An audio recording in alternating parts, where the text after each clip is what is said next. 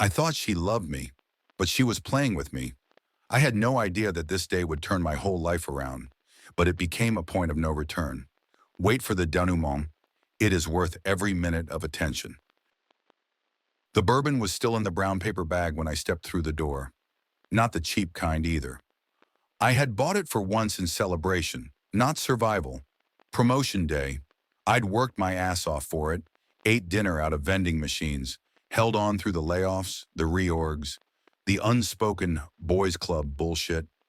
And when I finally got that corner office and a brass nameplate that actually spelled my name right, I thought, hell, why not share the win? But the apartment was quiet, not soft, comforting quiet, hollow quiet, that kind where you know something's wrong before you even drop your keys on the counter. There it was. Not a kiss, not a hug, not a proud of you. A damn note. Went on a spontaneous spa trip with the girls. Love you. In that handwriting she only used for birthday cards and bad apologies. I stared at the word spontaneous for a long second. She never said that word. Amy was a planner. Color-coded calendars, meal prep Sundays, airport itineraries that could rival military ops. And just like that, my celebration turned into a debrief. Her phone was off. No calls, no texts. Like she'd blacked out the parts of her life that were tied to me. I should have sat down. I should have opened the bourbon. Maybe watched some mindless rerun and convinced myself she just needed a break. But instead I checked our shared account. A habit I'd developed ever since her tastes had started leaning more toward aspirational lifestyle than reasonable spending. One transaction stood out like a bloodstain on white linen. Tesla Model X rental. Not a brand name company either. This was a private listing. The owner? Her brother? The listed driver's contact? S. Rivas. Never heard of him, but I copied the number, created a folder on my desktop labeled Do Not Trust. Because if this was a coincidence, it was one wrapped in red flags and dipped in betrayal. I didn't text her, didn't call, didn't ask where she was or who S. Rivas was. I already knew that answers at that point would just be rehearsed lies. But what I wasn't ready for was the message that came in from Kelsey, a mutual friend who somehow still thought I needed to hear things in real time. Your girl Amy looks happy on the beach. She said you two were on a break. A break? Number I replied, no, but we will be. Funny how heartbreak doesn't hit like a train. It leaks, quiet, sharp, a knife tip before the blade. And mine came in slow waves. A photo here, a lie there, a note written like a ransom letter. I didn't drink the bourbon. I shelved it. Because this wasn't a celebration anymore. This was the beginning of something else. Not rage, not even revenge. Preparation. By midnight, I'd already found the address tied to the Tesla drop-off. Some off-grid house in Arizona. Private listing, no reviews, no tags. Through a contact at the rental company, I got the route. They hadn't hidden it well. I rented a drone, not the recreational kind. This was the same model journalists use when trying to document war zones without getting too close to the explosion. Seemed fitting. The guy who took the shot was local, paid in cash, and had no idea what he was walking into. His camera caught everything I couldn't. Amy lounging in a hammock like some off-brand Instagram influencer, laughing like the past 6 years meant less than a weekend with her hands on some guy's chest. And there it was. My old college baseball cap on his head. She must have stolen it while packing. I gave it to her once when she was cold during a tailgate. She said it made her feel like she belonged to something bigger. Now she was wearing it like a war trophy on someone else's soldier. I didn't cry, didn't scream. I created a new Google Drive, saved the photo, captioned it, first nail. Then I opened a blank document, drafted a complaint to her company's ethics committee. Because the man in the hammock, he wasn't just her weekend fling. He was a client. She was managing his campaign. Money, contracts, perks. Everything that HR departments hate but lawyers salivate over. I began building a timeline. Cross-referenced emails, travel receipts, dinner meetings that ended too late. I layered the evidence like bricks, and every brick had her initials stamped in the mortar. It wasn't about catching her anymore. It was about letting her walk herself right into the grave she didn't know she was digging. That night, I renamed the folder. Not Do Not Trust. I called it Structural Failure, because that's what this was. A collapse not from outside forces, but from rot within, and I hadn't even opened the bourbon yet. The bourbon stayed sealed. I kept it that way on purpose. A reminder. A totem of the day my wife traded loyalty for lust under desert sun. She didn't just lie, she did it on my dime, using my hat, my name, my money like they were disposable tokens in her little vacation of dishonor. Arizona wasn't random. Nothing about Amy ever was. Even her spontaneity had structure. A hidden system, a spreadsheet buried under the spontaneity she scribbled on a note card. It didn't take long to trace the location. The house they rented, a modernist shell tucked between two arroyos off a road without a name, 10 miles from the nearest gas station. It belonged to a holding company. One quick corporate lookup, and I found her brother's name listed as a managing agent. Classic. Family laundering the reservation to make it look innocent. Like she was borrowing a property instead of booking it with funds siphoned through our joint account. They tried to keep it discreet. The problem was I'd built too much from the ground up to ever lose track of the dirt. I hired a second set of eyes, a freelance photographer who operated in that no man's land between professional journalism and ethical flexibility. He delivered what the drone couldn't. Stills. High resolution. Zoomed. The kind that catches small things. Body language. The way her fingers curled around his wrist. Not like a friend, but like someone who belonged there. She wore the necklace I gave her for our second anniversary. An amber pendant with a broken gold clasp I fixed with needle-nose pliers one night while she slept. She told me it reminded her of warmth. Now it reminded me of heat. Suffocating, searing heat. I dropped the photos into the folder and began organizing. Everything had a name. I wasn't just building a case, I was designing a curriculum. My fake identity, David Krantz, had a degree in organizational ethics and behavioral risk. I pitched a seminar to Amy's company.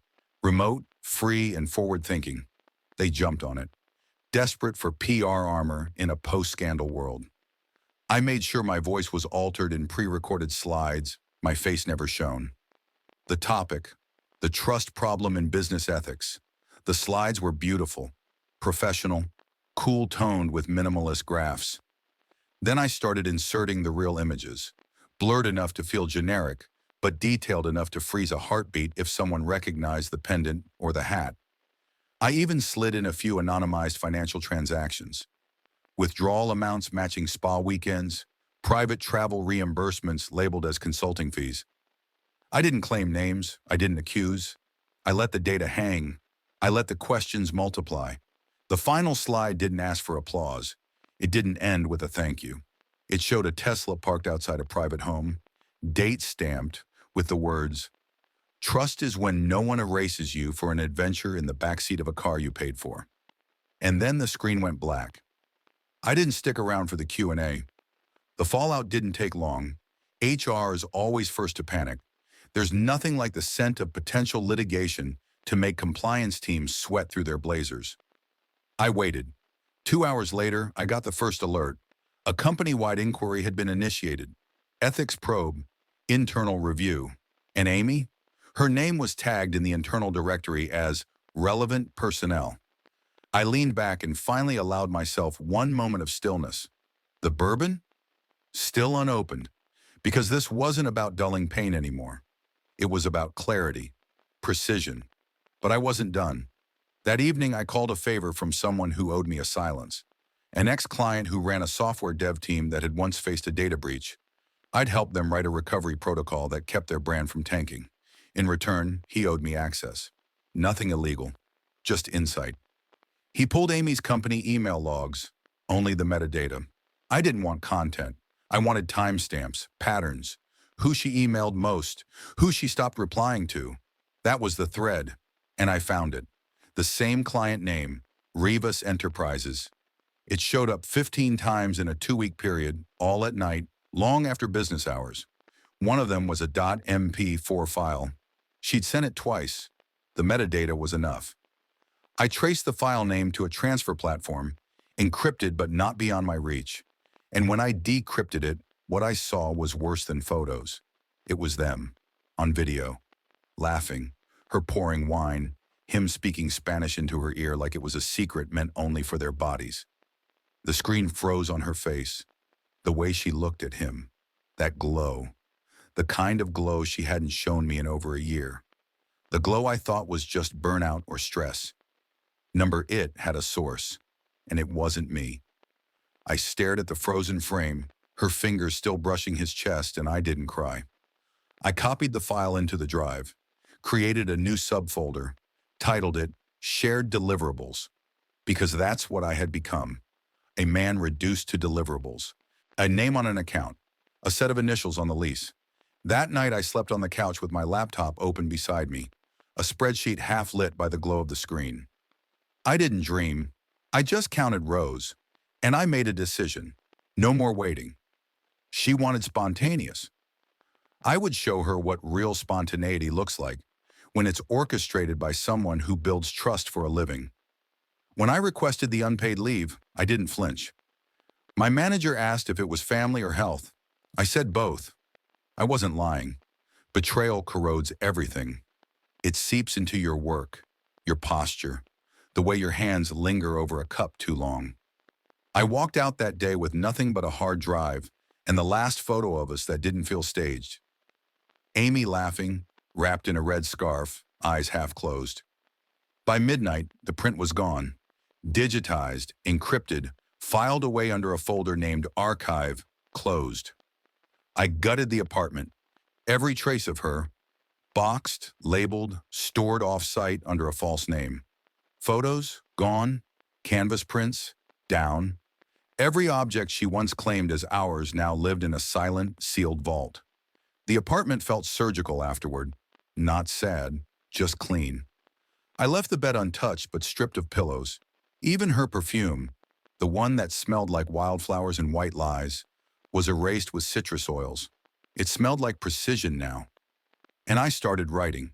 Not a diary, not healing, a strike. The essay was titled, Your Woman is a Brand You Built, and she sold it. It read like a think piece, sharp, distant, deliberate. A breakdown of how some women leverage trust as capital until they can trade up for fantasy.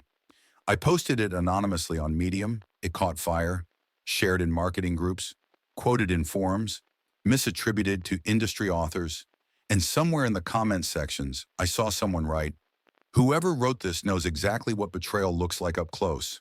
Damn right I did. Meanwhile, Amy's company was cracking at the seams. A week after my ghost presentation, internal chatter lit up like wildfire.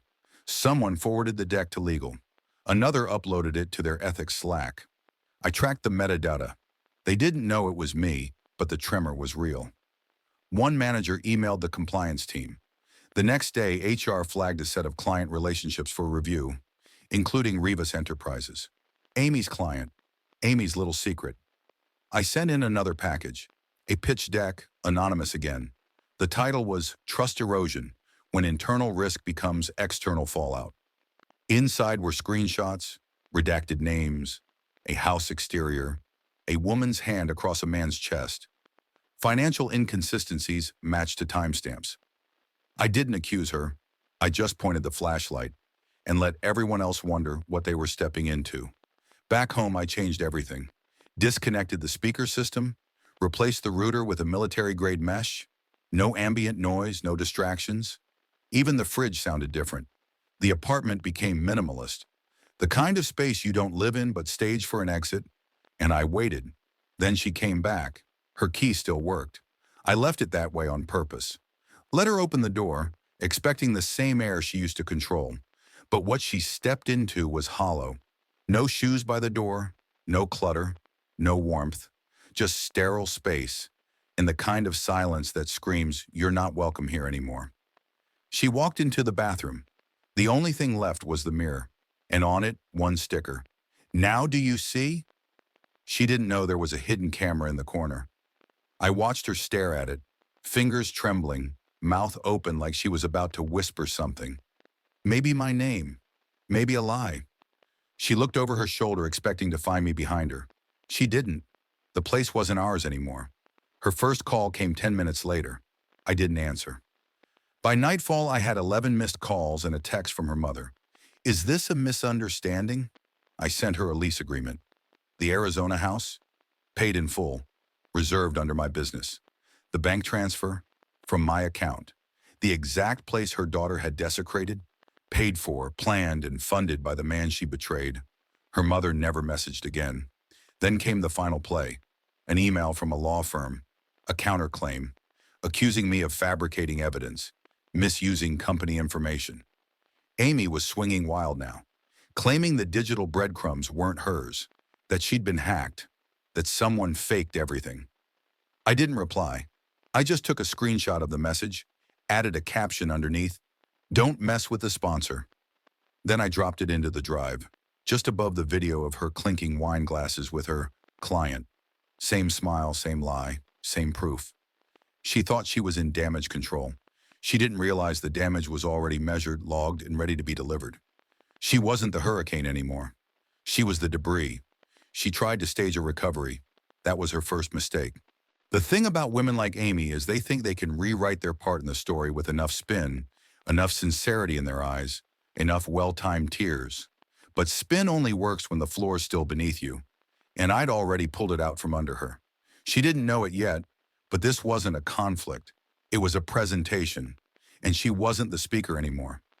The next morning, I saw her on the building's security feed, standing just outside the office entrance, holding a sad little bouquet of lilies. The flowers sagged in her arms, wrapped in brown paper like some freshman apology. She wore a white sweater I hadn't seen in months, hair pulled back, no makeup, her version of humility. But humility doesn't start at the door. Security didn't let her in. "This isn't her home," they said flatly, and she stood there stunned. I watched her from the back room on the screen above my desk, sipping coffee as she argued, her voice rising, her eyes glistening. But I didn't move. Didn't speak. I just zoomed in, captured a screenshot of her face frozen in frustration, confusion, collapse. I saved it in a folder labeled 0 point, because that was where she was now, where everything began to dissolve for her. After that, she spiraled through all the stages. Texts, emails, voicemails. One message at 3:12 a.m., her voice barely above a whisper. "Can we please talk?" Then another from her friend Kara, the same one who introduced her to that Riva scumbag. "Amy says she's sorry, that she made a mistake, that you won't even hear her out." I didn't reply. Instead, I filed it away. Each outreach from her or her circle became a receipt, a data point, a timestamp on the unraveling. This wasn't silence for silence's sake. It was structure. The same way architects test a building's stress limits. I was testing hers. But the real shift happened 2 weeks later. She lost her job. Apparently, the compliance investigation snowballed. My presentation hadn't named her directly, but when half the evidence pointed to the same conflict of interest and the client suddenly dropped the account with a vague line about uncomfortable dynamics, there was no saving face. HR called it a violation of internal trust. No lawsuit, just an exit door and a shredded NDA. She didn't text me about it, but I saw the fallout online. Her LinkedIn profile went from Director of Brand Strategy to Open to Work. Then a post about taking time to reflect, recharge, and rebuild. I almost laughed. Her whole life had been curated. Photos at networking dinners, champagne selfies, TEDx-style captions about leadership and integrity. Now she was posting inspirational quotes under stock images of ocean cliffs. And I was just getting started. I launched my company, quietly, no fanfare, no partners, no social media, a niche personal branding agency, specialized, precise, discreet. I didn't list my name publicly, only a business number and a clean logo that looked like it belonged on the spine of an expensive book. And then fate did something poetic. Amy applied to a startup I'd just taken on as a client.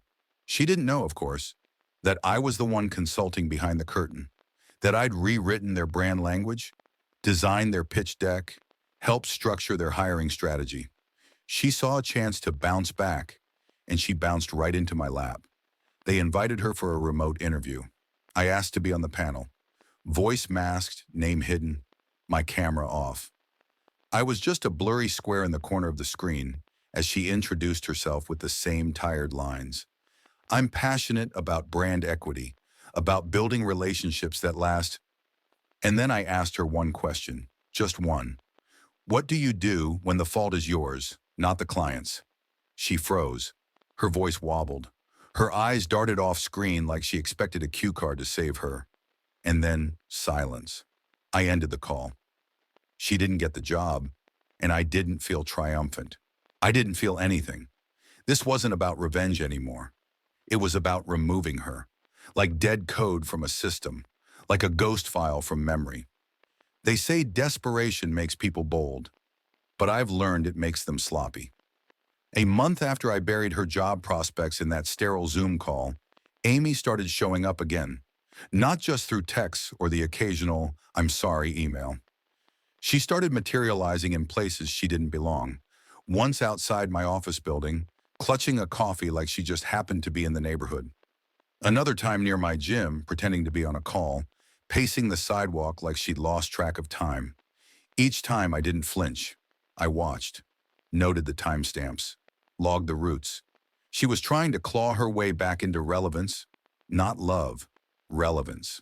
And when the front desk finally blocked her from entering the building, she stood there just beyond the glass, holding flowers she must have bought out of guilt or memory. Security called up to my floor, asked if I wanted them removed. I said no. Let her stand there. She stared at the glass like it might melt if she blinked hard enough. That moment, her eyes bloodshot, mascara flaking, chin trembling just barely. I watched from the camera feed. Didn't even stand up. Just zoomed in, hit capture, saved it. Folder name, Ghost Access. I knew her pattern by then. She couldn't take being erased. Not when she used to be center stage. So I gave her the spotlight, just not in the way she wanted. That same week, I received an alert from one of my internal systems. A strange IP pinged the back end of my business portal, trying to guess an admin password. The browser signature was familiar. The attempt came from a coffee shop 3 blocks from her last known address. I didn't stop it. I made a clone site. Same layout, same fields. Just one difference. Every keystroke triggered a tracker, and when she tried to log in as guest recovery, I got her location, device ID, browser fingerprint, and a copy of the fake password she used, Rebuild 2024. I forwarded it to my tech lead with a simple line, activate reflection protocol, because if she wanted to play shadow games, I had an entire firewall of ghosts waiting. Then came the twist. She started interviewing again, desperately, sloppily. She applied to another client of mine, a small wellness startup trying to rebrand after their last PR scandal. Their founder reached out, said, "We're interviewing an Amy W. She says she worked in high-level brand strategy. You know her?" I didn't respond. I just sent them a file. No caption, no opinion. Just data, photos, timeline, ethics complaint. The freeze frame of her face when I asked her the one question she couldn't answer. She didn't get that job either, but she must have known, must have sensed it, because she stopped applying in my orbit, went quiet again, until the envelope arrived. No stamp, no return address, just my name in her handwriting, that perfect slanted curve she used to sign anniversary cards. Inside was a photo, the one from our wedding day. She'd marked the back with 3 words, "Still me inside." She wanted me to remember the version of her that once mattered, the version I once loved. She didn't understand. I never forgot that version. I just outgrew the idea that she could come back. I didn't burn the photo. I didn't shred it. I slid it into the back of my cabinet, the one with the folder full of her missteps. And I wrote one thing across the envelope. Still not enough. Because the version of her who kissed another man in Arizona, who used my account to fund it, who thought an apology wrapped in nostalgia would erase it, that version was still breathing, still scheming, still hoping I'd break. But I wasn't built to break. I was built to erase. By now, she knew the doors were closed, not locked, just closed. That's what made it worse. Locking her out would have been final, something to rage against. But this was quiet removal, The kind that erodes from the inside, makes a person question if they were ever part of it to begin with. I hadn't seen her in weeks, but she returned one afternoon, just as the sky broke open with rain. She waited by the office entrance again, soaked, clutching a plastic bag to shield herself instead of an umbrella. Like she left the house in a rush, like impulse had dragged her out before shame could pull her back. Security recognized her immediately. One of them called up. "She's outside asking for you." I was already watching from the inner room. On the monitor, she looked smaller than I remembered. Not physically, but in presence. Her spine didn't hold the same pride. Her movements were slow, uncertain. She stood there in that baggy sweater again, her hair tangled, lips pale, rain streaking down her cheeks like tears she hadn't earned yet. She had nothing in her hands this time. No flowers, no gifts, no handwritten apologies. Just eyes, wide, red, and desperate. Security didn't move to let her in. She didn't push. She just stood there, trying to make eye contact with the camera, like she knew I was there, like she was hoping this moment might crack whatever wall she thought still had warmth on the other side. I didn't move, didn't breathe heavy, just zoomed in again. Another screenshot, another file. Folder name ECHOCHAMBER. She stayed for 13 minutes, then turned, shoulders hunched, walking into the downpour without even a glance back. Like something had broken, but not clean, like a fracture trying to become a scar. Later that night, I sat in my office long after everyone else had gone. The hallway lights dimmed, the city outside soft with rain against the glass. I poured a glass of bourbon. Finally, that same bottle I never opened the day she disappeared into Arizona. It was smooth, sharp at first, then warm in the chest. Not forgiveness, not victory, just gravity. I opened the 0-point folder and stared at her face. The face she made when the glass doors didn't open. The moment she realized that no matter how many times she retraced her steps, the floor plan had changed. The room she used to belong to didn't recognize her anymore. She didn't just lose access, she lost location. People think pain is loud, that it screams and crashes and shatters. But the most devastating kind is quiet. It stares back at you from a screen. It walks past you in public like you're no longer breathing. It doesn't argue, doesn't justify. It just leaves you out. She still tried. A week later, a letter came. Typed. Formal. 4 paragraphs about regrets, misunderstandings, not recognizing herself. She framed it like a story, like she had just wandered off the trail. A woman who slipped, not a woman who carved the map into someone else's skin. I read every word, then ran a line through the entire first page with a black Sharpie. Wrote across the top, a different audience. Because it wasn't for me, it never was. She wanted closure. I gave her consequence. 6 months passed. I moved through them like a man underwater. Not drowning, just deeper. No calls, no confrontation, no more flickers of her name across my inbox or messages asking if we could still talk. Even silence gets stale after a while. But I kept breathing, kept moving. The personal branding agency I built off the bones of my own betrayal, it flourished. Turns out when you've been through fire, you can teach others how not to burn. I started speaking, not often and never about her. Corporate leadership panels, private consultations. Then came the invite, keynote speaker at a national business ethics conference. I almost declined, but then I saw the topic they'd given me.